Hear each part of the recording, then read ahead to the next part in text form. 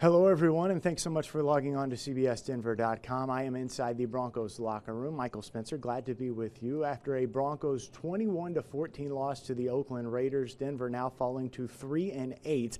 The Broncos have now lost 7 straight games. That's the longest losing streak for this franchise since all the way back in 1967. And Sunday's game here in Oakland saw a little bit of everything.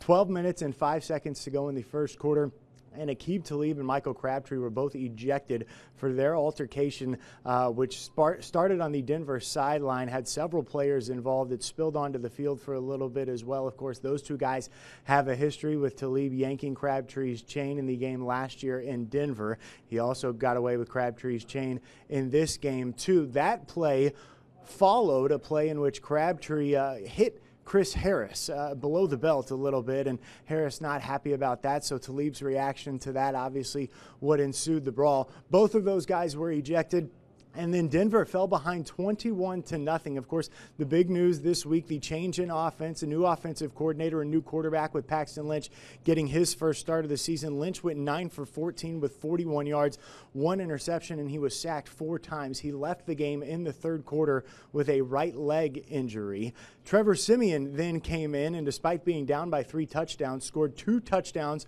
on his last 2 drives of the game. The Broncos pulled within a touchdown late. However, the defense couldn't get a stop on third down as the Raiders extended that drive and then essentially tucked the game away with under 2 minutes to go. So the Broncos fall 21-14. We'll, of course, wait and hear reaction from both guys. It will be interesting to see what the Broncos do in terms of a quarterback situation moving forward. But again, the final in Oakland, 21-14.